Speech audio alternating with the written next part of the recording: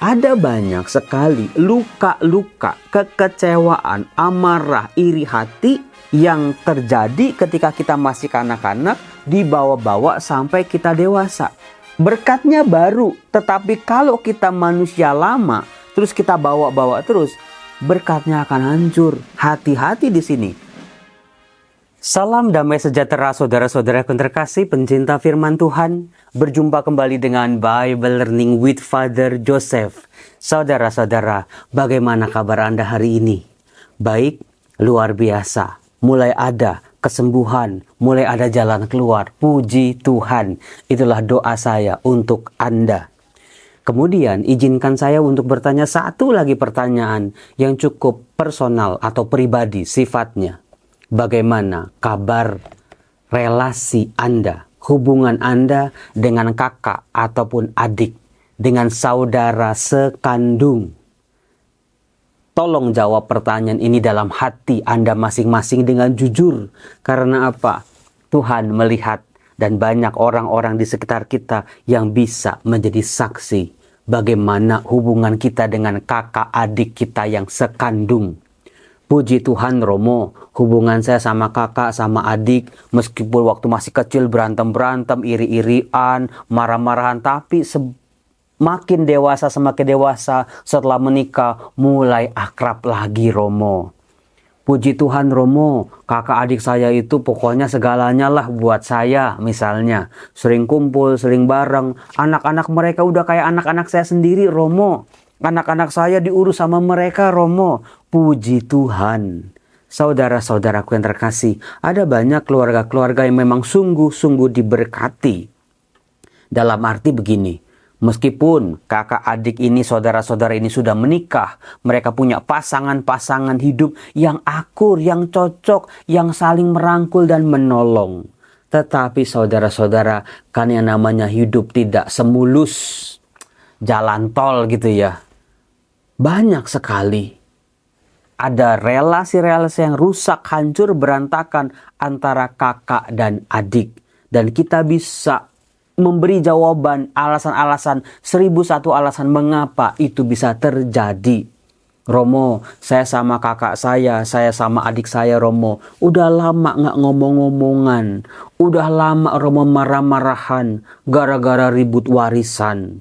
Romo, saya sama adik saya Romo, sekarang udah makin jauh Romo. Karena istrinya itu kayaknya nggak selalu kompor-komporin suaminya, adik saya itu, untuk membenci keluarganya.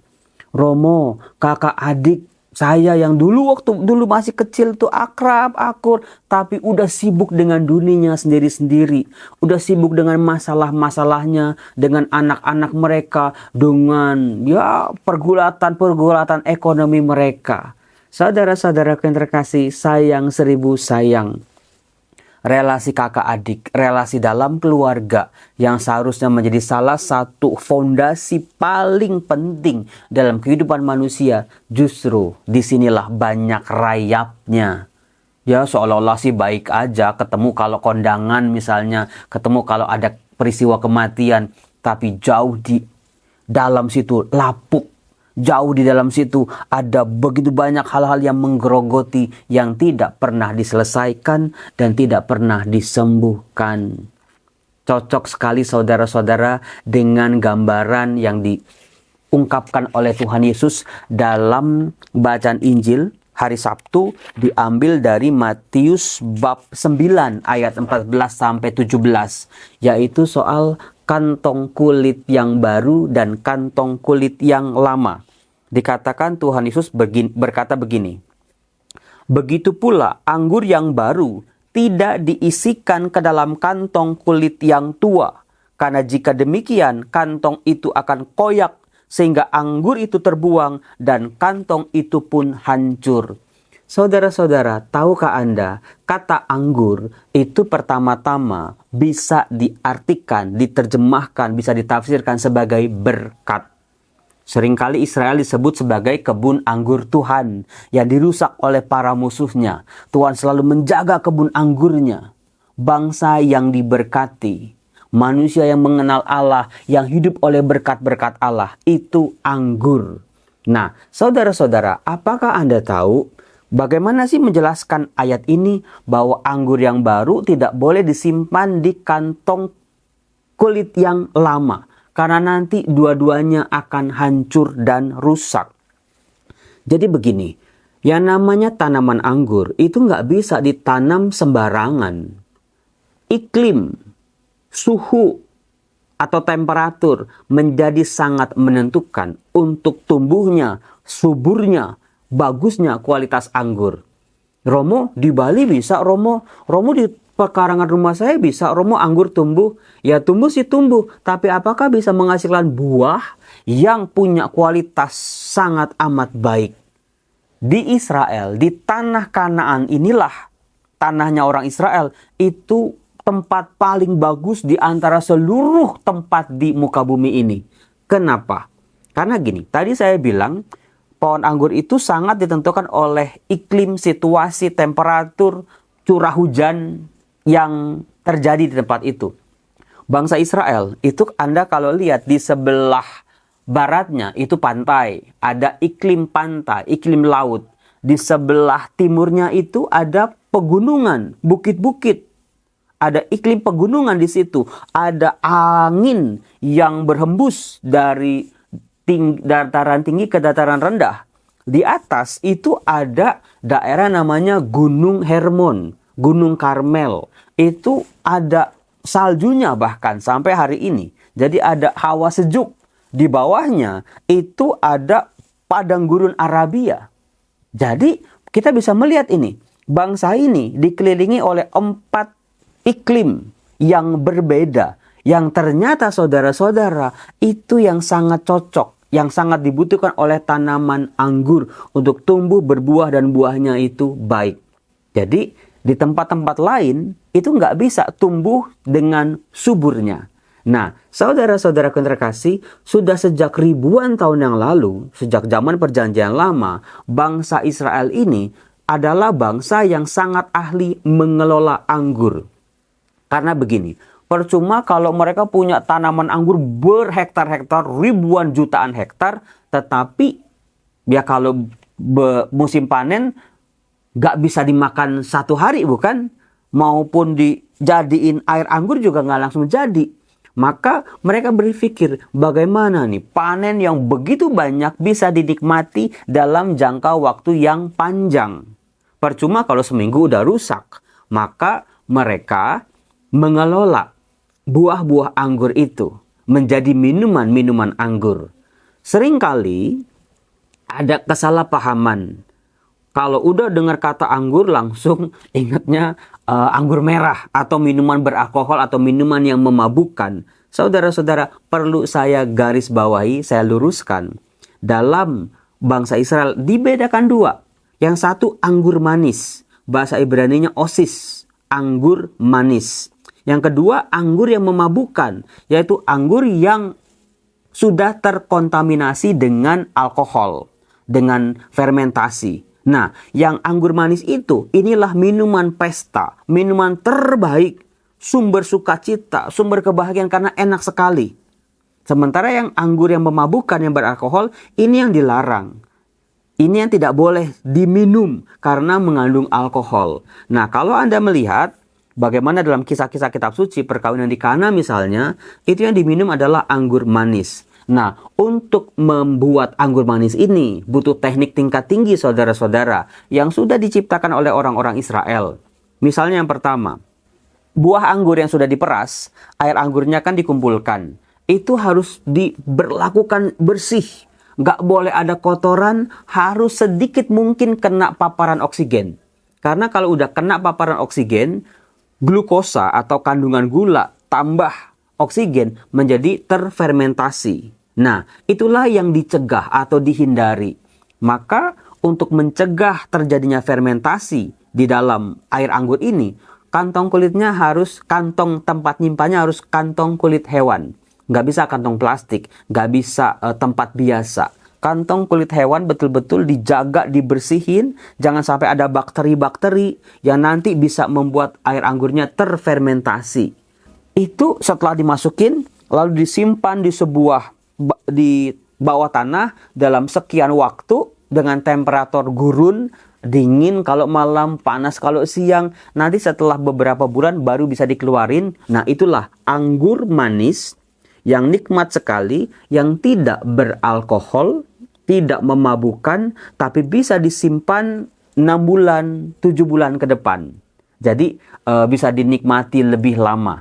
Maka dari itu, kalau kantong kulit itu sudah dibuka, dinikmati anggur manisnya, itu kalau sudah dibuka ya saudara-saudara, itu akan terpapar sama oksigen. Dalamnya kalau nggak langsung dihabisin, bisa terfermentasi. Meskipun airnya udah habis, air anggurnya udah habis, tapi dibiarkan lalu dipakai lagi. Itu yang membuat anggur terfermentasi. Bisa jadi kantong kulitnya hancur, meledak. Bisa jadi anggurnya juga menjadi bukan anggur yang baik. Saudara-saudaraku terkasih, Romo Yosef ngapain sih cerita soal kantong kulit anggur yang lama dan yang baru? Kita, dalam kehidupan kita saudara-saudara, kan hidup kita kan berkembang, ya enggak? Dari anak-anak, dari remaja, dewasa awal, ketika kita cari pekerjaan, ketika menikah, punya anak, punya cucu, kita menjadi tua. Hidup kita itu berkembang. Ada banyak sekali luka-luka, kekecewaan, amarah, iri hati yang terjadi ketika kita masih kanak-kanak, dibawa-bawa sampai kita dewasa. Berkat-berkat yang dicerminkan sebagai anggur itu, berkatnya baru. Tetapi kalau kita manusia lama, terus kita bawa-bawa terus, berkatnya akan hancur. Hati-hati di sini. Tuhan Yesus berkata, anggurnya, kantong kulitnya akan hancur dan rusak. Maka seringkali anugerah-anugerah Tuhan, rezeki-rezeki dari Tuhan yang mengalir dalam kehidupan kita, yang kita terima menjadi tidak efektif. Karena apa? Kita masih menjadi kantong kulit yang lama. Masih ada itu ragi-ragi atau fermentasi-fermentasi yang membuat berkat-berkat kita itu akan hilang, akan lenyap, akan menjadi sia-sia.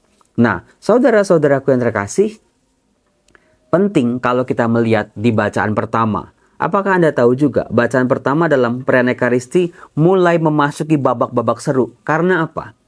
Karena di tahun ini dibacakan kisah dari Taurat, dari kitab Kejadian. Kita bisa melihat tuh bacaan-bacaan 1 minggu ini tentang Abraham dan Sarah. Kita bisa melihat juga ternyata kisah-kisah Abraham dan Sarah itu seputar masalah-masalah yang timbul adalah masalah seputar suami istri. Bagaimana mereka tidak punya anak, bukan? Nah, kemudian setelah berkembang, Abraham punya anak Ishak. Nah, kita bisa melihat ini. Makin ke sini, makin berkembang keluarga Abraham, makin kompleks pula masalah-masalah yang muncul. Jadi kalau baca kitab suci kok kayaknya Romo, saya jadi melihat perkembangan hidup saya Romo. Iya betul.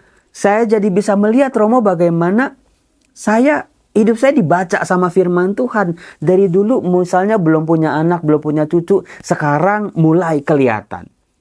Kisah di Kejadian bab 27 yang dibacakan di bacaan pertama hari ini, itu bercerita tentang masalah-masalah yang muncul di cucu-cucunya Abraham. Bayangin coba saudara-saudara. Nanti dari Kain dan Habel ya. Kain dan Habel itu masalahnya soal iri hati. Maka Kain membunuh Habel. Lalu terjadi pertentangan juga sekarang ini Esau dan Yakub. Karena perebutan hak berkat anak sulung. Nanti Yakub punya anak banyak, ada problem juga di situ. Yusuf anaknya, ini cicitnya Abraham, berarti problem sama saudara-saudaranya yang lain. Karena apa? Iri hati. Saudara-saudara, hati-hati ya. Masalah keluarga yang diungkap dalam Alkitab, dalam kitab Kejadian, kitab pertama dalam Alkitab kita itu adalah soal iri hati antara kakak beradik.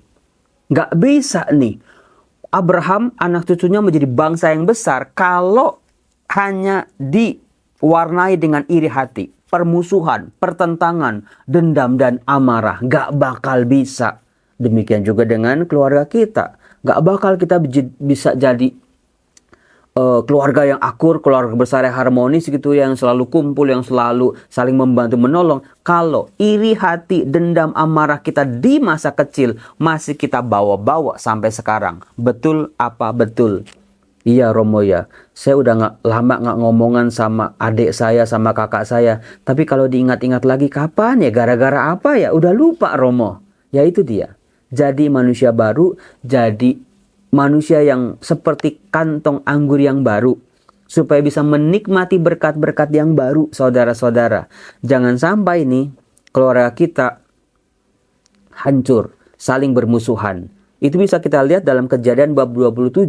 Itu dramanya luar biasa. Bagaimana ya ada kebohongan di situ, ada ketidakjujuran di situ, ada persaingan di situ antara Esau dan Yakub, ada campur tangan ibunya, bagaimana bapaknya udah buta, nggak bisa melihat lagi, mau memberkati Esau, tapi ada intervensi dari istrinya Ribka, sehingga yang diberkati adalah Yakub.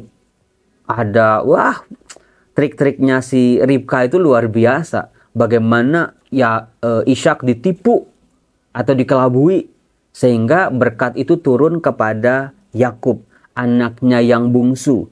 Alih-alih Ishak memberkati Esau, anaknya yang sulung. Dan setelah itu kan terjadi permusuhan. Esau mau membunuh Yakub. Melihat hal itu, waduh, gawat ini. Tapi saudara-saudara, di balik kisah pertentangan itu, luka yang ada di hati Esau dan juga mungkin rasa bersalah di hati Yakub, ada campur tangan Tuhan di situ, saudara-saudara. Sebab kalau Tuhan memang menghendaki Esau, Tuhan sudah mencegah sejak awal. Tapi memang dari luka-luka, masalah-masalah, problem-problem yang kita bisa baca di Alkitab ini, kita harus melihat di mana campur tangan Tuhan, saudara-saudara. Tuhan maunya apa? Kenapa sih dulu saya itu seringkali dianaktirikan di keluarga misalnya? Kenapa sih papa mama memperlakukan kami beda? Kenapa sih papa mama hanya sayang sama si Cici? Mama papa hanya sayang sama adik? Saya itu kayak anak tiri misalnya. Saudara-saudara, di balik semua itu ada kebaikan Tuhan. Ada rencana Tuhan untuk kita saat ini. Mungkin kita tidak bisa mengandalkan kakak adik kita itu untuk berubah, untuk mengampuni, untuk berdamai. Mulailah dari diri kita sendiri. Maka doa Bapa kami saudara-saudara menjadi sangat penting ya. Kita yang sama-sama doa Bapa kami aja kita jadi saudara, apalagi kita saudara kandung. Ada begitu banyak alasan-alasan, Romo, kakak adik saya udah beda gereja, udah beda agama misalnya. Nikahnya sama orang yang ya sulit Romo. Saudara-saudara, sesulit apapun itu, berbeda apapun kita dengan yang lain, jadilah pembawa damai, bukan jadi kompor meleduk. Dimanapun kehadiran kita, kata-kata, tindakan kita, perhatian kita, kita minta pada Tuhan, Tuhan berilah aku berkat untuk menjadi juru damai bagi keluargaku. Percayalah saudara-saudara, orang yang seperti ini berkatnya paling gede di dalam keluarga. Coba cek sendiri. Orang yang mau mendamaikan kiri kanan yang bermusuhan, bukan jadi kompor meleduk, itu berkatnya paling besar.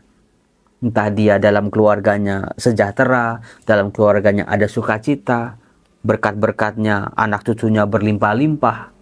Belajarlah dari situ, hindari iri hati dan dengki. Mari saudara-saudara, saya mau berdoa buat Anda semua. Dalam nama Bapa dan Putra dan Roh Kudus. Amin. Bapa yang baik, terima kasih untuk berkat-berkat-Mu bagi keluargaku. Terima kasih untuk kakak adikku.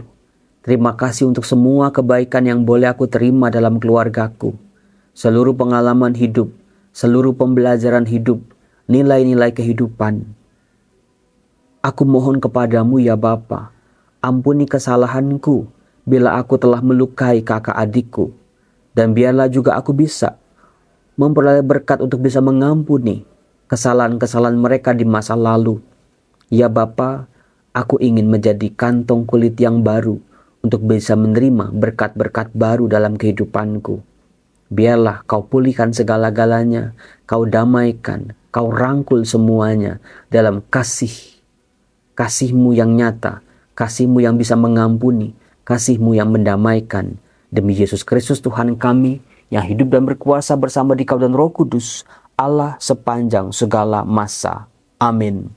Semoga Tuhan memberkati keluarga kita, memberkati kakak adik kita, memberkati orang tua kita dan anak-anak kita, pasangan kita semuanya. Yang sakit disembuhkan, yang terpuruk dipulihkan, yang jatuh dibangunkan kembali. Dalam nama Bapa dan Putra dan Roh Kudus. Amin. Salam damai sejahtera, Tuhan Yesus memberkati. Salam.